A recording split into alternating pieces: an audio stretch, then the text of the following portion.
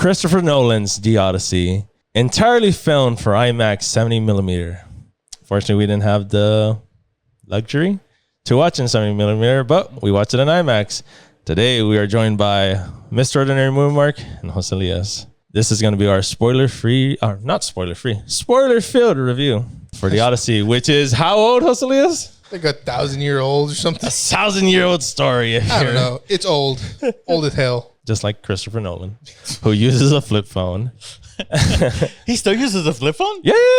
Shit. I don't care about like technology. I'm gonna call you up, not text you. Props to the guy. That's why Robert Pattinson was the only one who read the script. That's true. Well, he actually took a budget cut. Really? He took a budget cut just to read the whole story. Yeah. Wow. I didn't know that part. That's crazy. It's wild, actually. I mean, he is the prominent villain of the story, but he's not in it a lot. Yeah.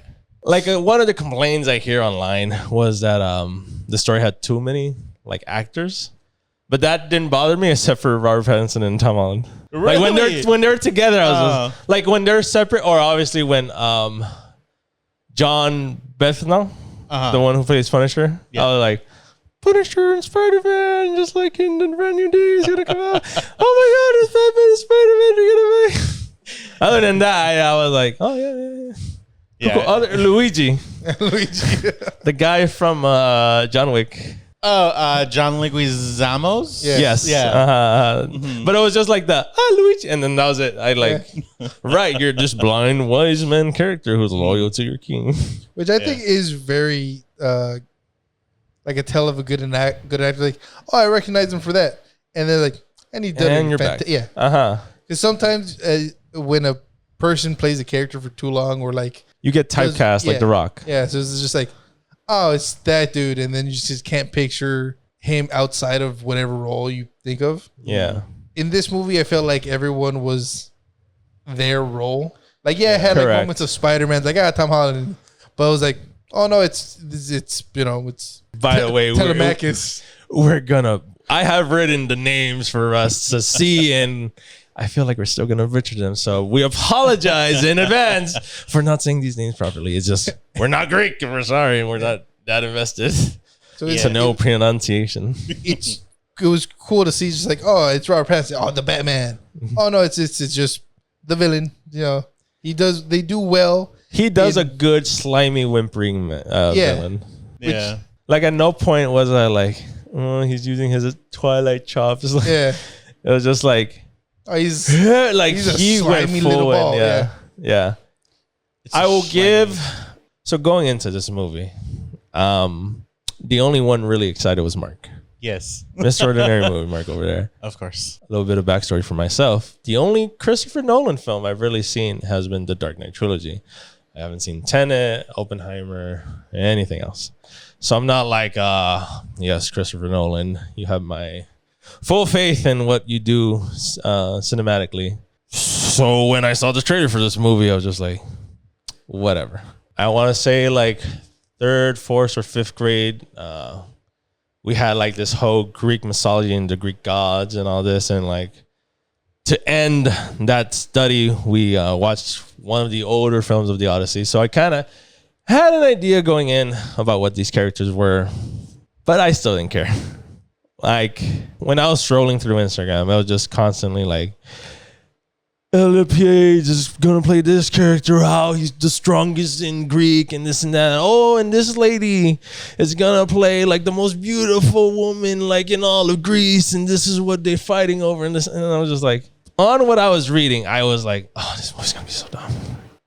My presumption was like, I think I'm gonna hate this movie. The cherry on top for me was it's 3 hours. Fuck. And so, while yes, it was long, a little draggy at points, I feel like, to quote Mark here, the cinematography was pretty spot on, and the actors did a really good job in selling what they're trying to, the story they're presenting. From watching a bunch of Christopher Nolan movies, the only one that a few that I didn't get to see was definitely Oppenheimer in theaters. That one's something I didn't get to see. And his previous stuff, like before the Dark Knight trilogy even started, I didn't get to see any of those in theaters. Which is like 1 or 2 movies, though. I think it is like two movies. But I did see Momentum, not in theaters, but at home, which is one of his top movies. They were all great. And just him as a director, he's so great at picking his actors on specific roles. And I mean, the industry just respects him in so much that they would all kill to be in one of his movies every single time. And these are the reasons why everybody likes to be in his movies. Just because they're not just a regular film, but a cinematic film that's just, it's like a whole experience when watching one of his films. It's just so artistical, so good in story. Cinematography is just phenomenal every single time, and just the colors is amazing on this. Well, I won't say the colors because the colors is just like the real world. I will give him a lot of credit for the shadows. And at nighttime when there was only flame on, it looked like I was like back in those days. Yeah. It was like, they're not like cheating with the moon to make it extra brighter, or like, yeah, it was just like, I feel like I'm there. I like that. I like that a lot. And he's just one of those well-known directors as well to not be using heavy CGI. Like allegedly, there's none here. No, there is some CGI, but it's not like too noticeable. Heavy, yeah, correct. It felt like I was watching like a old Jurassic Park of like, we're gonna use animatronics, or we're gonna like camera angles to trick you into believing the dude's big or whatever. I like that.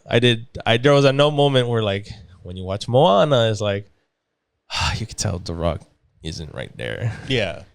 Like there's no pulling out of the movie. I felt like for the most part, other than maybe the witch morphing, I was like, this is just terrible. CGI wise. CGI, and then also that big creature that was in the mountain. Cyclops? No, not the Cyclops. The mountain. The creature that was like grabbing him. That was like definitely CGI. Like you immediately tell that was CGI. Camera angles, puppeteering a little bit. Like there are tricks to it, but yeah, there has to be somewhere around there. Yeah, because the Cyclops was definitely puppeteering. That's for sure. What the Cyclops was definitely a person in a suit with camera angles or depth deception for the camera. That's correct. And obviously strings to like pull and timing. Yeah. Which I feel like the work behind the scenes, I would be curious about watching. I want to see I'm also curious about behind the scenes. I would love to see the behind the scenes of the making of this movie because it's phenomenal. I really do want to say this is one of those phenomenal films. Definitely a journey, definitely cinematic. An Odyssey, you might say. And the Odyssey, right? Yeah, but it's just so great to see Christopher Nolan. It's crazy to me that a IMAX camera was only running for 3 minutes.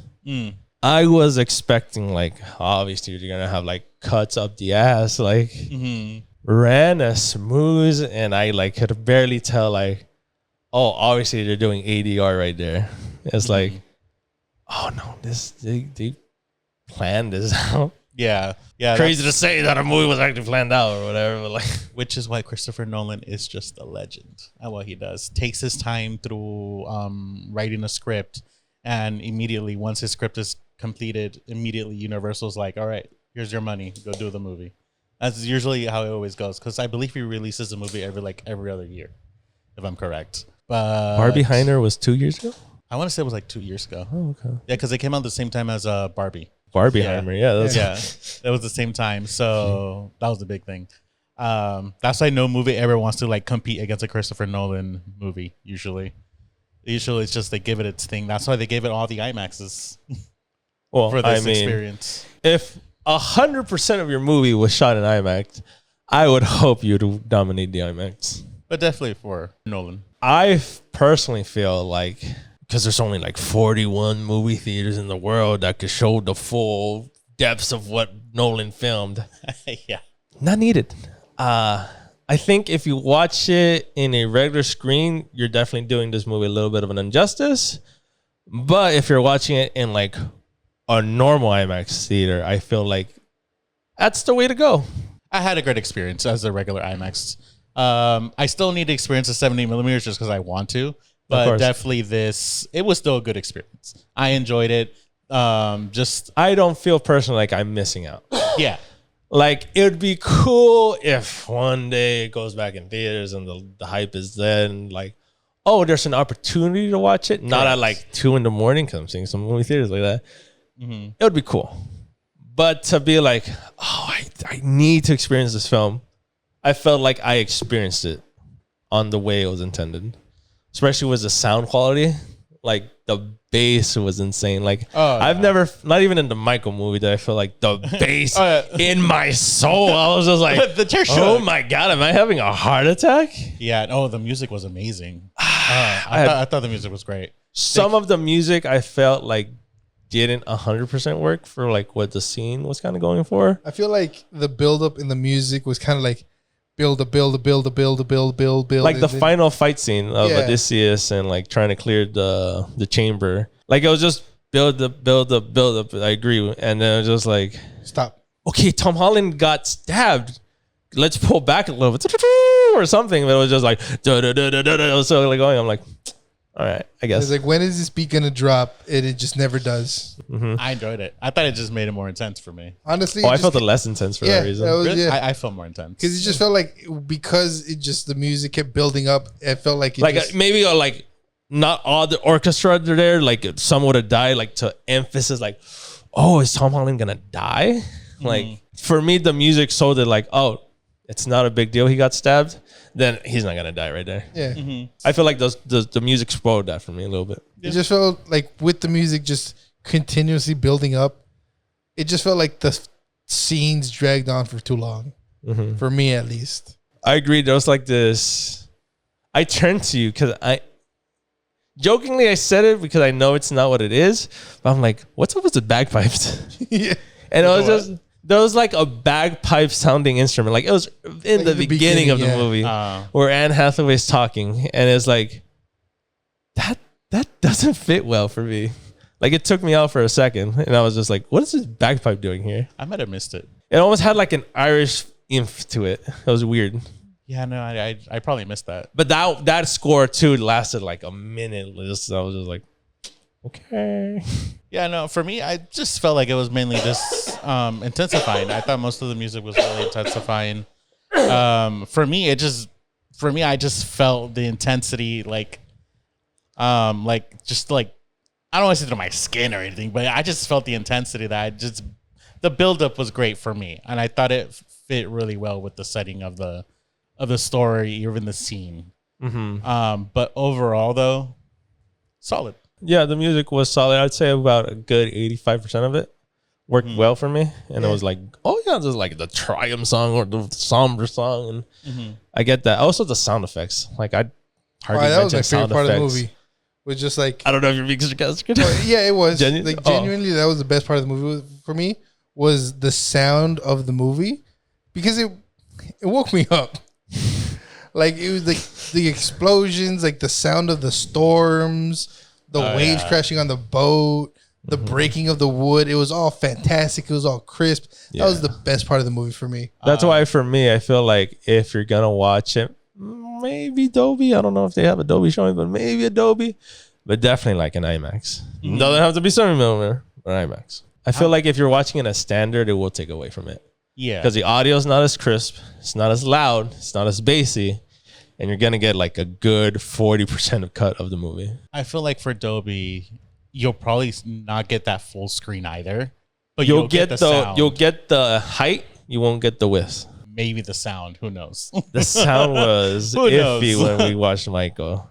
That's why I'm like, I feel like Michael was better in IMAX compared to Dolby. So that's why I think, especially literally feeling the sound of this movie, I was just like, no, this is the way to experience this movie. Even the scene when they attacked the Cyclops and he was just screaming in the cave, I was just like, whoa. Mm-hmm. That was intensifying. It's like what you said, you feel like you're like in the movie. You're just like, what the hell? It's insane. I thought it was just pretty insane scene. The Cyclops scene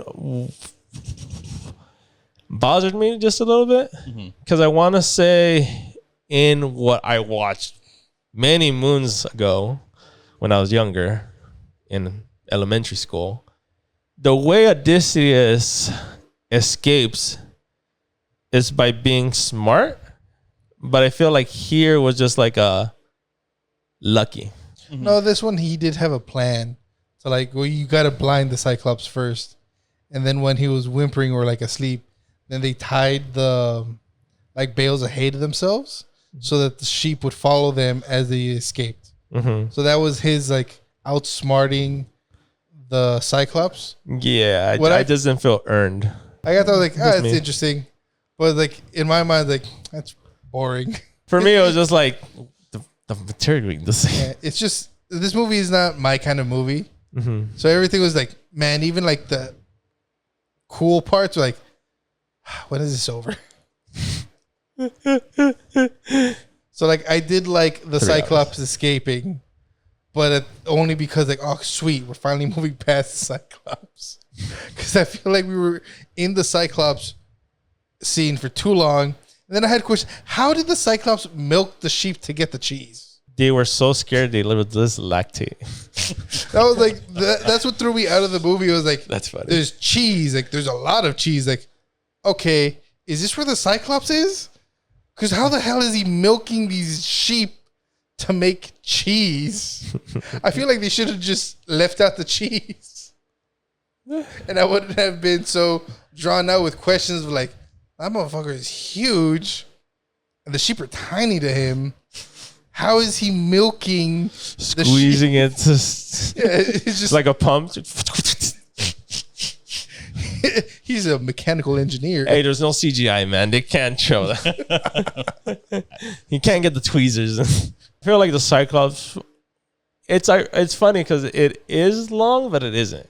It's like at most 15 minutes. I feel like but it does feel like it's like, all right, can we get out here? I imagine it's just because, again, this is like not my kind of movie. Mm-hmm. Everything in this movie just felt like it dragged on for far too long. Like it should not have been 3 hours. Maybe 2.5. Yeah. 2, but then at 2, I feel like it would have been too rushed. Yes, correct. It's like 2:15, 2:30 would have been like a nice sweet spot. Because, man, it's just like, just get on with it.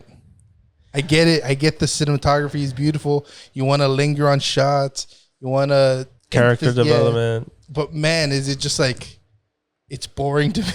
I just really like the fact that they actually shot like on like actual like scenes, like actual places. Yeah, that was cool. Mm-hmm. I feel like that was really great. Like it was good enough for you to be like, oh, that background CGI. Like majority was just full on like actual. No, I think locations. actual like sets and location. Mm-hmm. Like I can't think of a scene where I was just like, oh, they're not there. Like I was so back to what I had said about the CGI, where like some moments in Moana where they take you out because you could even tell like they're not filming in the ocean. Yeah, that's green screen or blue screen or the hologram thing. But in this one, it's like, oh no, they're in like New Zealand. They're filming. Yeah, it's kind of like I don't think you guys ever seen Lord of the Rings. I don't know if you've seen Lord of the Rings where they actually shot like in actual locations. Oh, I know. But then there was actual scenes where you can tell it was like CGI backgrounds. You're just like, oh. Mm-hmm. But that's mostly like in the background for Lord of the Rings. Mm-hmm. That's a different topic for me. But yeah, this was definitely a good one. This is definitely this is probably one of the top ones for Christopher Nolan's. Mm-hmm. Top ones. Wow. Top 3. Going in, did you have like any reference to like the Odyssey? Like, do I know what the Odyssey? Oh, well, obviously now you know, but I'm saying prior that you like I've heard about the stories, and then I know the Simpsons made fun of the stories as well, so I knew about the story, but I didn't know the story as a whole because I never really seen the old school ones. I just knew about them, and then but you never like read a book or about it. No, okay. I wasn't really huge on like Greek mythology like that when it comes to like books, but yeah, I mean, I thought it was great. It was. To me, also, the back and forth was a little bit like daunting. It was just like, all right, we're going to focus 40 minutes on Odysseus. All right, Tom Holland's in this one. Like, I forgot there was that bleep hot story.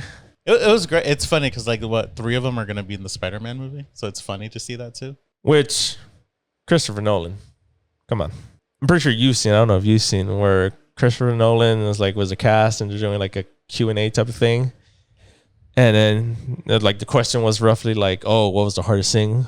Oh, the hardest thing for me was that we were like, no pun intended, far from home. And then Tom Holland just like laughing. And then Christopher Nolan just throws in, if you're going to watch any Tom Holland film this summer, it should be this one. I did see that. My guy.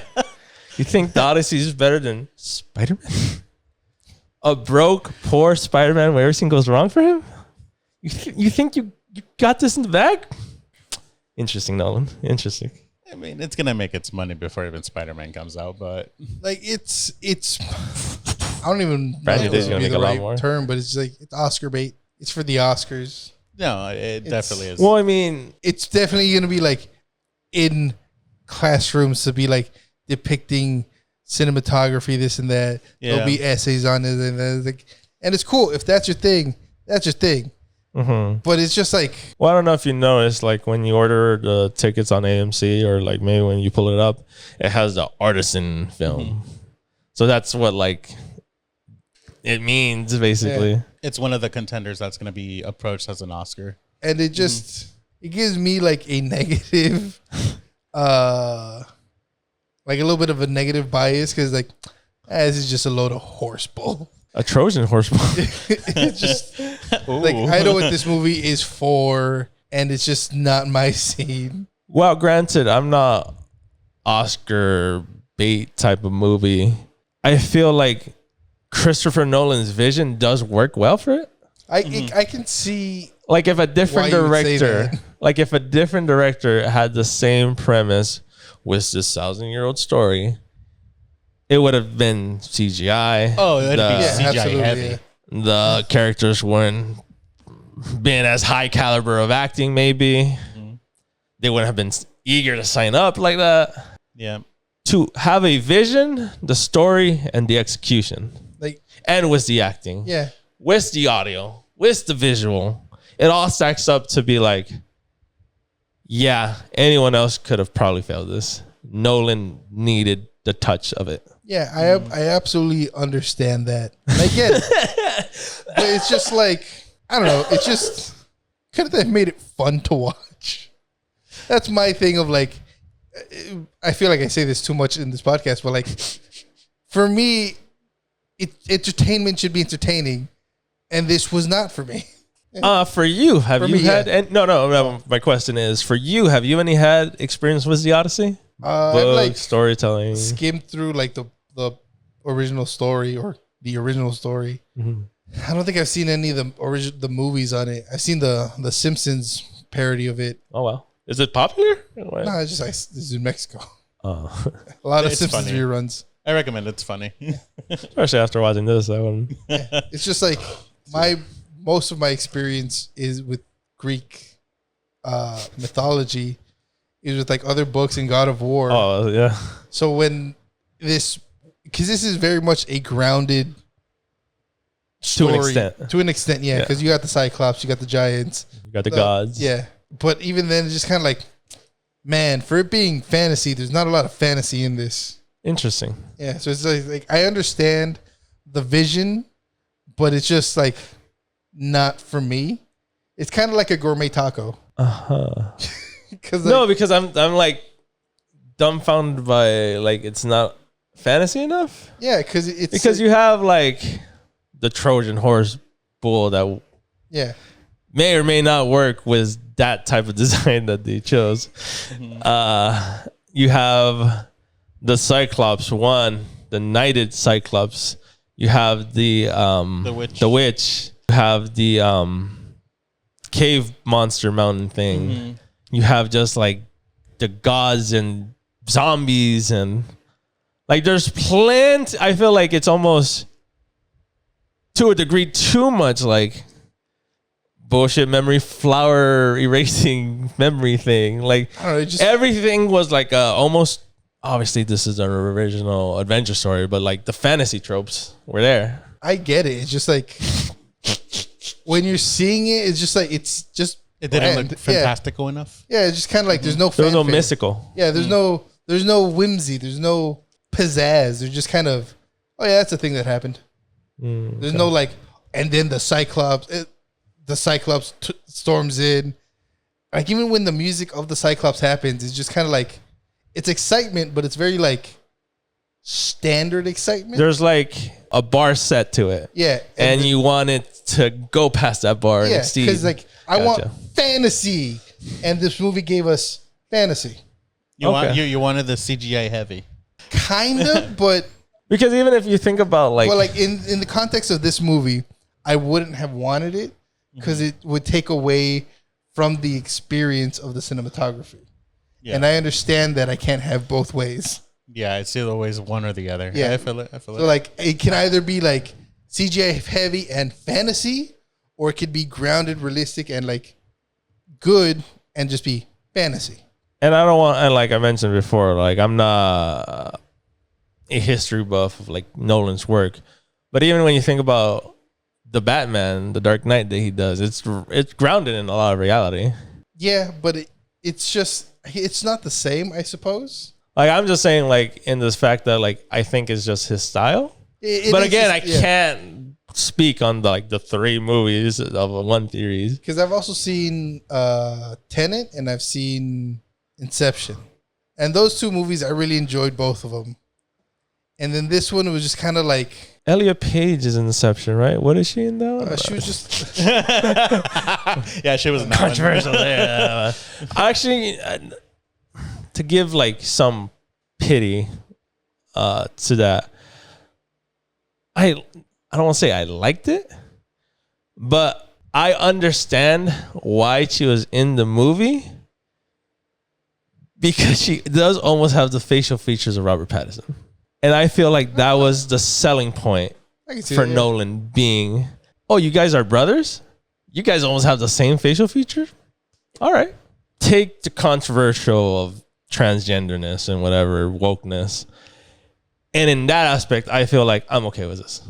It works. Well, I thought it was because again, I only saw like what I saw from Instagram of him being Achilles, which was like my thing of like, no, that's not going to make sense. And then when he came out in the movie, like, oh, it's not Achilles. Oh, then who gives a shit? She's Sinon, or who knows who the... Yeah. And it wasn't until like afterwards when Odysseus returns and gives him Robert Pattinson the lottery thing. I was just like, oh, right, that's your brother. Oh my God, you actually kind of look the same.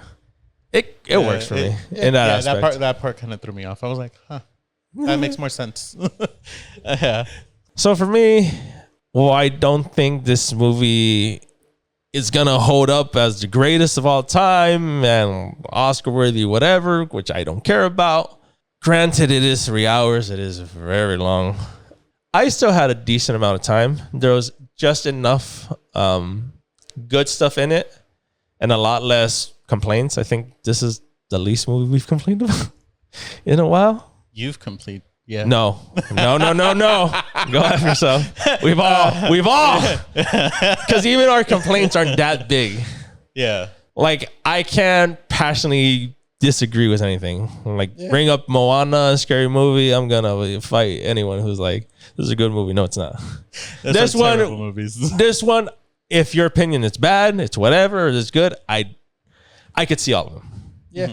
So for me, I give it a 7 out of 10. I feel like this one's a bit harder to rate because like... Oh, but hold on. Sorry. I was going to mention, for me though, when it comes to the IMAX experience, is a 9 out of 10. Because if you're going to watch this in standard edition, I can't speak for Dolby, and like at home, I don't know if the movie's going to hold up as much of an impact as it does. Exactly. Yeah, at home, that's not. So movie-wise, it's a 7 out of 10. But there's the IMAX experience that we were fortunate enough to try. And I give it a 9 out of 10 for that. It's okay. Sorry to interrupt. That's one of the reasons why I enjoyed Dune. For the same reason. For that experience. It's that same experience that I had that made me really enjoy that movie. Because watching Dune at home... or trying to rewatch it, it's not the same experience. That's why it becomes more of a before from home. So definitely, this movie is definitely an IMAX experience. Yes, and I feel like maybe if we watch it in a different standard, it's gonna maybe be a 6.5 or a 6. But the fact that we did watch an IMAX, the movie is a 7 out of 10. So I'm interested a little bit to see if like at my house I'll hold up the same rating. But yeah, rating. That makes it easier to rate now. In terms of like IMAX and as a movie as a whole, I would give it a 9 because like just the sound design throughout the entire of the movie is just, it's superb. It's fantastic. I really enjoyed it. I unironically do believe that the sound design was the best part of this movie. Like all the waves, the footsteps, the sound of the grass moving in the wind. It was all crisp, clean, damn near perfection. So I would give it like I say 9, right? Yeah. 9. In terms of like how much I enjoyed it, it's a 5. I could see why people like it, but it's just not my kind of movie. It was super boring when it wasn't super sound heavy. For me, I mean, I'm for sure just gonna give it a 10 out of 10. It's just gonna be out there. Mister, hold up. Knew. Mister, no. Mister, no movie is perfect. There's never a 10 out of 10. You've preached this. You have preached this, my friend. And you're giving this a 10 out of 10. That's insane. Is that your first? Is that honestly your first 10 out of 10? This year. Oh, okay. So you have given it. So you preach falsely, sir. Well, it just depends on which ones, but this is definitely just one of those up there. One of Christopher Nolan's top 3 best films that he's ever made. So that's why to me it's a 10 out of 10. It's just, it has everything that I basically wanted. It had everything that I... Ellie Page? I mean, even that, I enjoyed it. I loved it. I had a great time. Yeah. 10 out of 10 on this. I loved it. I probably will watch it again. Do you think taking out the IMAX experience, the story, and what Nolan produced is still a 10 out of 10? Yes. Oh, okay. To be honest, the IMAX is what just boosted it up even further. 10.5, 11 potentially. Basically. If possible. Okay. Yeah. I see. Okay. So like just the IMAX experience is what just boosted honestly, it up when it comes out on digital, Blu-ray, 4K, whatever, it needs to be the IMAX ratio. Oh, 100%. It's gonna. I think I'd bring it down if it was. I think they will. I'm pretty sure Christopher Nolan's gonna fight for that because I mean, a lot of work. Productions just love him. Like the studios love him. So whatever he says, they'll do it. Do it. But I'm 100% sure they're gonna release that as an IMAX. There's no reason why they wouldn't. Money. Exactly. Guys, make sure to check out Mr. Ordinary Movie Mark and all his socials. Make sure to check us out. Pebles Infinity. If you enjoyed this video, make sure to drop a like. If you want to see more from us, hit that subscribe button. I'll see you on the next one. Laters.